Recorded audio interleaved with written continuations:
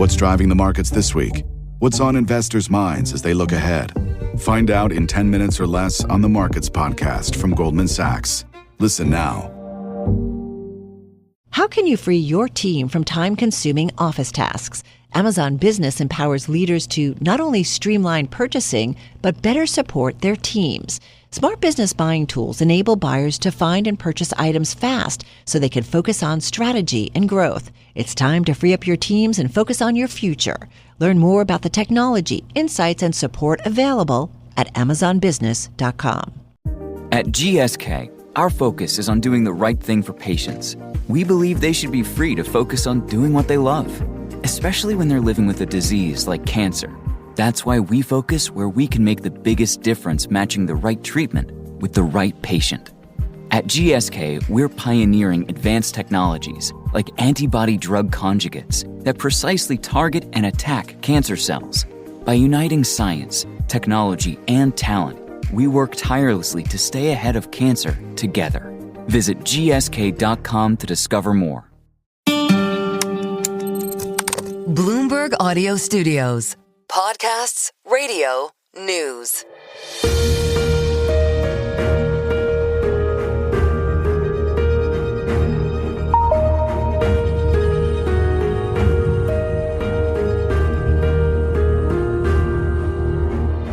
Welcome to a special edition of the Wall Street Week podcast. I'm David Westin. President Trump's epic battle with some of America's most prestigious universities has been a long time in the making, like over 200 years in the making, and it all started on the other side of the Atlantic. America's move to merge scholarship with scientific research was inspired by Humboldt University in then-Prussian Berlin at the beginning of the 19th century.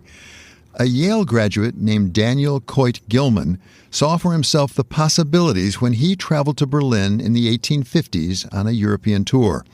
It took him a while to start something similar in the United States, but he finally got his chance when he was tapped to be the founding president of a new college in Baltimore in 1876, making Johns Hopkins, the alma mater of our company founder and majority owner Michael Bloomberg, the first true American research university.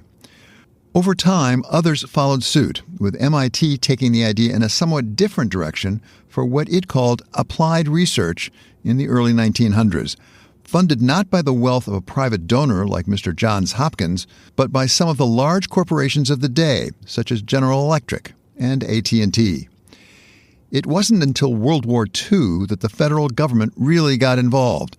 Then along came FDR, who reached out to the universities to help him win the war. Roosevelt put the dean of MIT's engineering school, Vannevar Bush, in charge of the effort. That partnership gave the world innovations like radar and the atomic bomb that did just what the president had envisioned. It helped determine who won the war. Having seen what the government-academia team could do together, Vannevar Bush developed a post-war plan for ongoing federal government funding of university research. And what began as $253 million in grants in 1953 turned into some $60 billion as of 2023. Leon Botstein has more perspective than most on the history of academia's relationship with the government and what's at stake for the United States and the world. The son of Polish-Jewish physicists who fled the Nazis, he was born in Zurich and immigrated to the United States at the age of 2. After studying both history and music, he went on to become the youngest college president in U.S. history at the tender age of 23. 5 years later, in 1975, he was named president of Bard, a position he has held for 50 years. So who better to ask about the state of American universities today in light of the challenges? So give us your assessment of the relationship between the federal government in the United States and universities and colleges right now. Well, right now it's in a kind of disintegration mode. The pattern, which has been that the university and the government have collaborated on research agendas. It was really reached a high point during the Sputnik and the space exploration age, but it has a long history dating back to the Manhattan Project. to the making of the atomic bomb. The making of the atomic bomb was the decisive historic event. America could not have done it without the universities, and the universities could not have done it without the government. And it was a collaboration which ended tragically, but also brilliantly, and brought in the atomic age. And since then, America has been the premier place for higher education for two reasons. One, it has the most imaginative and open and free environment for research.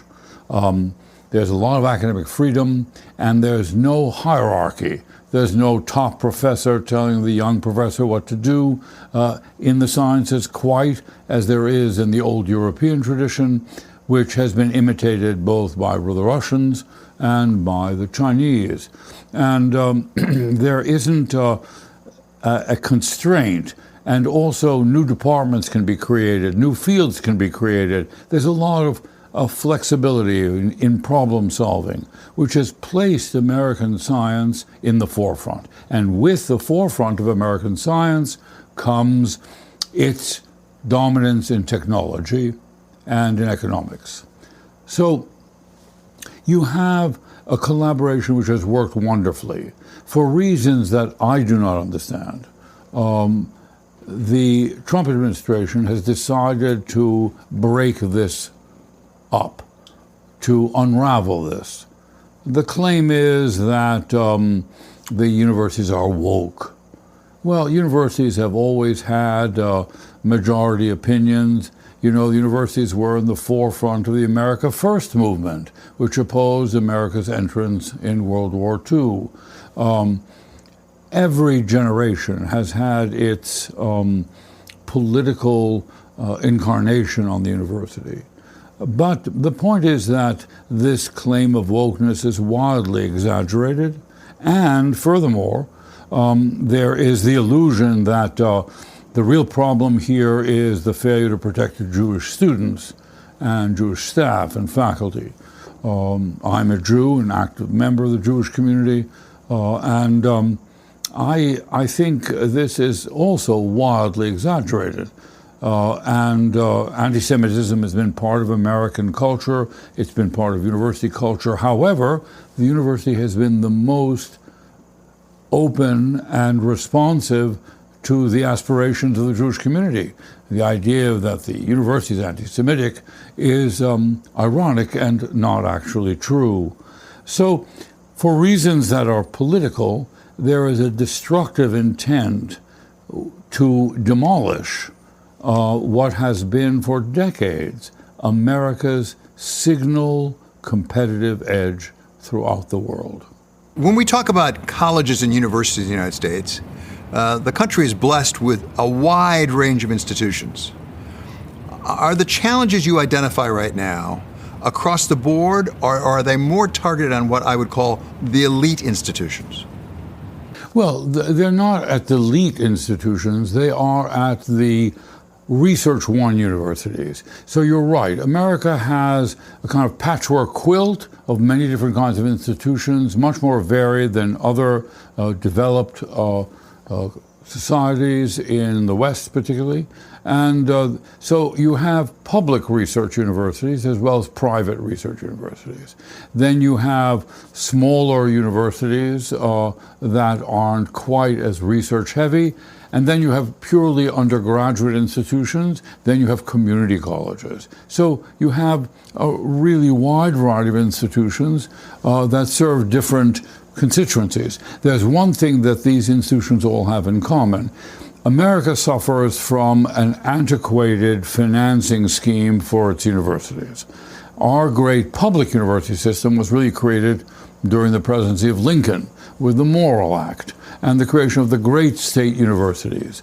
After all, the majority of Americans go to public institutions, not private institutions. We always talk about Harvard, Yale, Princeton, but they're not the real place where Americans get educated. They get educated in public institutions, many of which are terrific. And the state universities in the Midwest and in the South and the West are first-class places. I don't know why both the public and the news media, and now the White House, has an obsession with these marginal, in a way, statistically, institutions. The whole issue about admissions and discrimination applies to a handful of institutions. Most of us are in the business of recruiting students, of welcoming students to us, not selecting, not making a cut.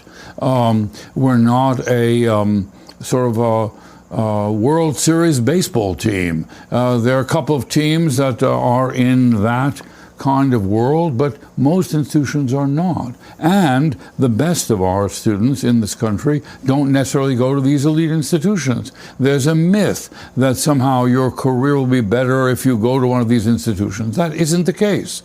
And so it is an odd situation in which there is an unnatural focus on a very small portion of institutions. However, they reflect a problem that affects all research universities. The cutting of overhead, the dismantling of everything from USAID to cutting the funding for medical research, and generally the cutting of funds to bring graduate students and postdocs. America has been a net importer.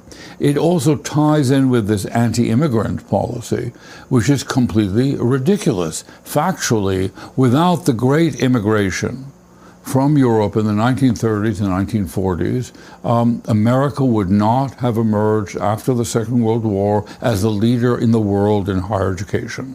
We owe our greatness to the migration of scholars and scientists and engineers who came to this country fleeing oppression. Now we are flirting with autocracy, the very thing that great scientists and scholars fled.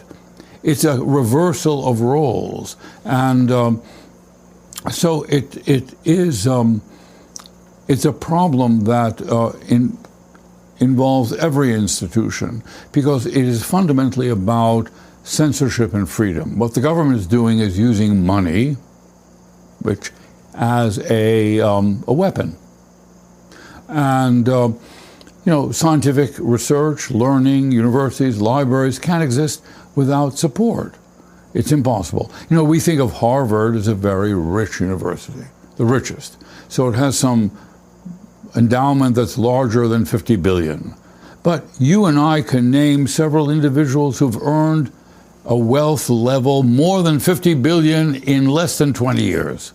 And that university has been around since 1636. Who says it's rich? Now they're responsible for their own arrogance of saying they're rich. They're not rich. They can't survive as a research university without the collaboration of the government. They may be a private institution, but they're dependent on the government. Then you take a public university, which isn't always public. Berkeley is very, very dependent on private support. So is the University of Michigan. But they're state institutions, and the state built their facilities by and large. So they too are very dependent on the public. So that financial relationship has always come with a respect for their freedom and independence. What do they do their research on? What kind of problems? Now, certainly the government is interested in practical results, whether it's vaccines, new technology, faster computing, chips, all that, all the things we talk about in the modern world, AI, it's all university dependent. Without the world of the university, we wouldn't be where we are now. Why a president and a government wants to destroy that is absolutely unclear to me, especially under the slogan of making America great again.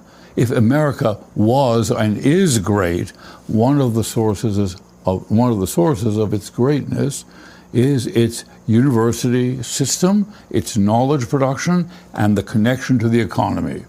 The universities have done a terrible job in talking to the general public.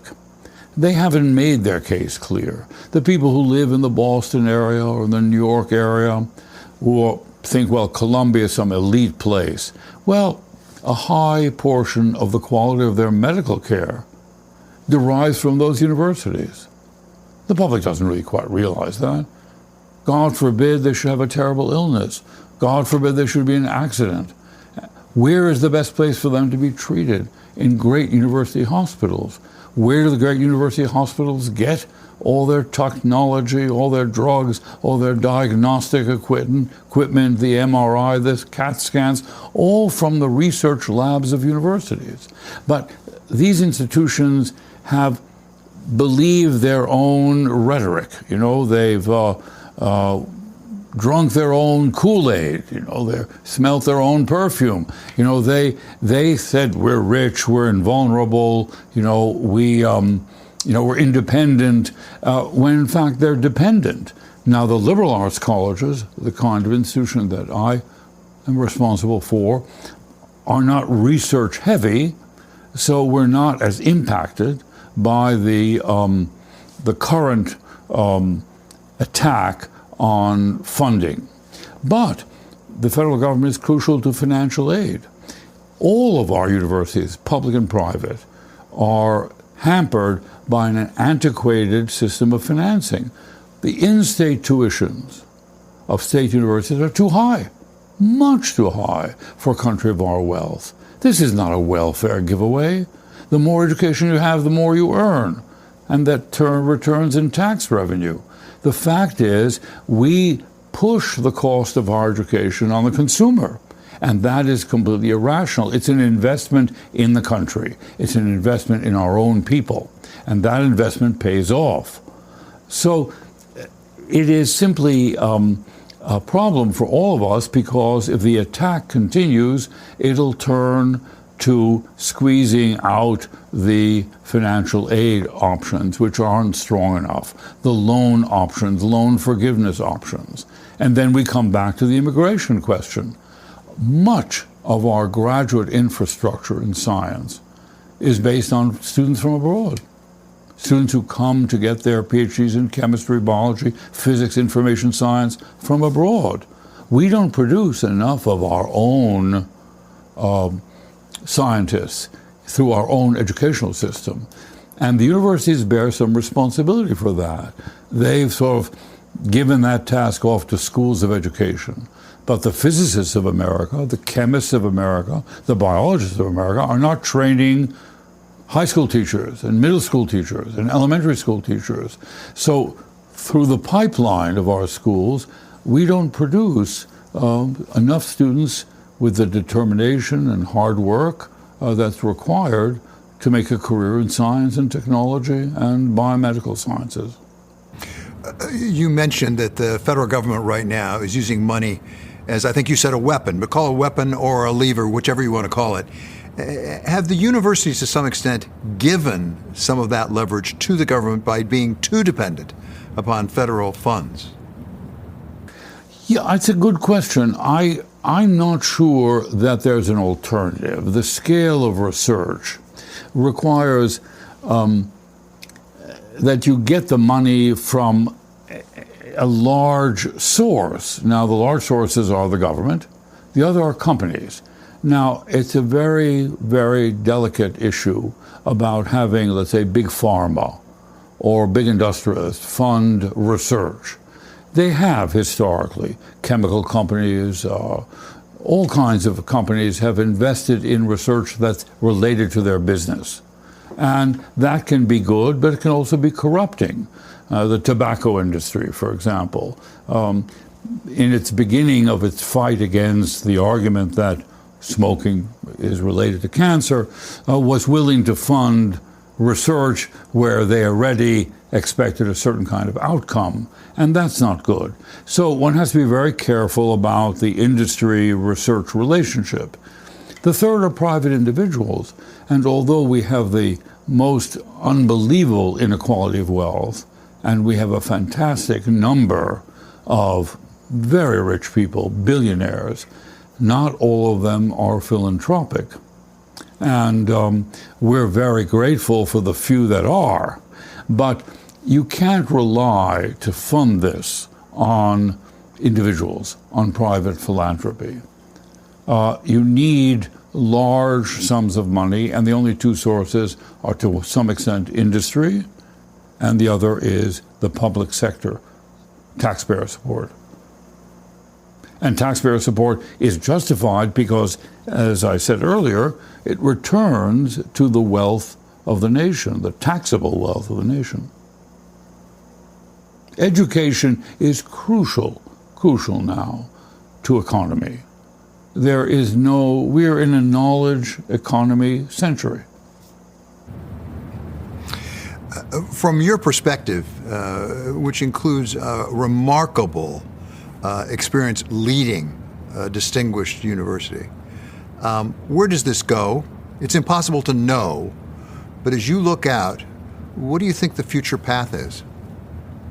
I think the future path is to persuade the public and also our elected officials that supporting universities and higher education is in the nation's interest. If you're a patriot, which I am, I'm an immigrant. This country gave me and my family, my parents and my siblings, an opportunity they could not find anywhere else in the world. So there's a deep loyalty to what this country represents. It's represented by the Statue of Liberty. It's represented by the Constitution. It's represented by its long history of welcoming refugees and people seeking freedom. So, it seems to me that you need to persuade the public and the elected officials that this is not the place for partisan politics. This is not the place to fight culture wars. Culture wars have always existed. It's like fashion. You know, big shoulders on your suits, narrow shoulders on your suits. It is always the case that universities have young people, and young people are fiery, and they're committed to ideas. They're not always right, and they're not always as capable of seeing the gray, the ambiguous, the complexities. And you have to have patience. And we're not in the punishment business, we're in the teaching business. So whether it's the Vietnam protests or it's protests about any public issue, the environment, civil rights, whatever you want, the fact is that the energy of young people is an opportunity to teach. And this has been wildly politicized. And I think the universities have been lax in providing leadership. But you have to remember that universities have become giant corporations. And they need corporate leaders. And how do we define corporate leaders? People who don't have opinions of their own, but say yes to everyone in a little different way and engage in compromise. The truth isn't always in compromise. The truth isn't always in yes, you're right, yes, you're right, yes, you're right, and creating some kind of bland soup out of a variety of opinions. It's about striking out and showing leadership. And in order to become a university or college president, you have to demonstrate throughout your career your willingness to abandon any principle you might have held. Because if you actually compete for the job with real opinions, you won't get it. So we have a lot of managers, and we don't need managers, we need leaders. And those leaders are hard to find, because in the current internet environment, a university or college president is a semi-public person. And it is unimaginable the vitriolic, hostile environment that the internet creates for any public official. The sad thing about the internet, which is a great advance, is that it has unleashed the darkest side of human nature. People will write things, send you things, use language they would never use in person. They would never use even on the telephone. So there's a kind of isolation which creates a kind of road rage that gets funneled into the internet. And that's what you're overwhelmed with, and people are frightened by it. And if you speak out, you'll get 10 times what you said in hate mail, no matter what you say. Has nothing to do with the substance of it. So who wants this job? We complain how poor our politicians are.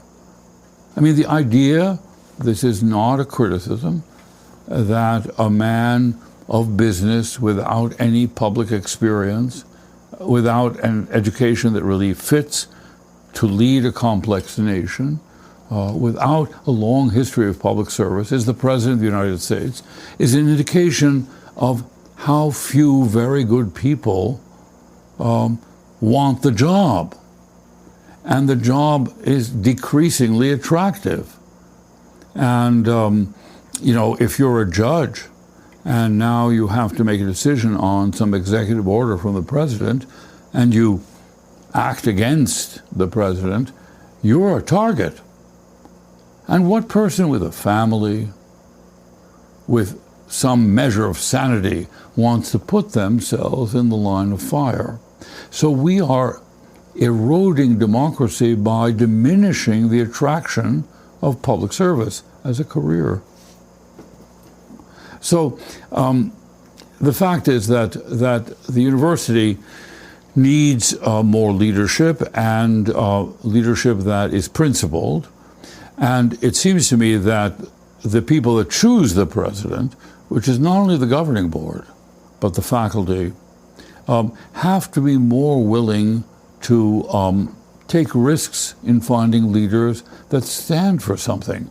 What I believe they should stand for is excellence in research, freedom of inquiry, and respect for every individual. When we give a diploma, every university, every college in the country, what's on that diploma?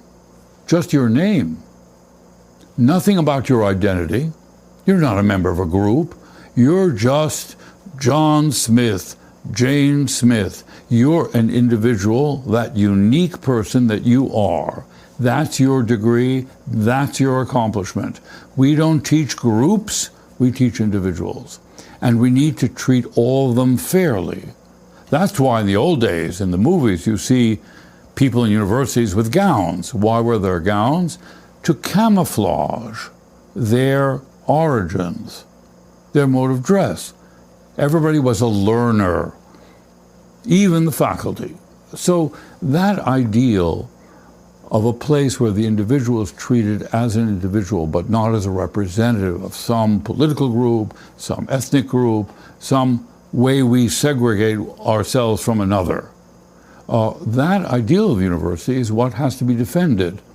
The quality of teaching, quality of research, and that has to be supported by the government, not eroded by the government, not co-opted by the government. And one of the things that history teaches us is when autocrats take control of universities and dictate who should teach there, what they should teach, what curriculum is allowed, what is not allowed, the quality of the work, of the scholarship, goes down.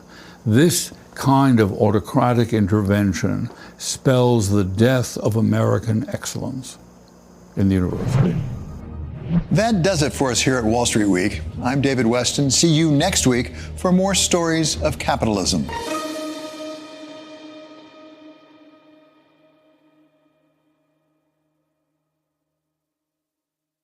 How many vendors does it take to meet all your organization's food needs? Just one. EasyCater, the workplace food platform that lets teams order from a huge variety of restaurants, over 100,000 nationwide, all through a single vendor. In addition to all that variety, EasyCater also gives you full visibility of your organization's food spend with invoicing, centralized reporting, and seamless integration with expense management systems, all on one platform. EasyCater, your business tool for food. To learn more, visit easycater.com/podcast. Running small and medium-sized businesses is hard work. Business owners need to be sure that their ads are working just as hard as they do. Amazon Streaming TV Ads helps put small and medium businesses front and center on premium content and shows that people are already watching. With Amazon Ads, you don't have to sacrifice relevance for reach. Trillions of browsing, shopping, and streaming insights help you reach the right audience. And measurement tools show you what's working the hardest to help you optimize your campaign in real time. Gain the edge with Amazon Ads. Hiscox Small Business Insurance knows there is no business like your business. Across America, over 600,000 small businesses, from accountants and architects to photographers and yoga instructors, look to Hiscox Insurance for protection. Find flexible coverage that adapts to the needs of your small business with a fast, easy online quote at hiscox.com. That's HISCOX.com. There's no business like small business. Hiscox Small Business Insurance.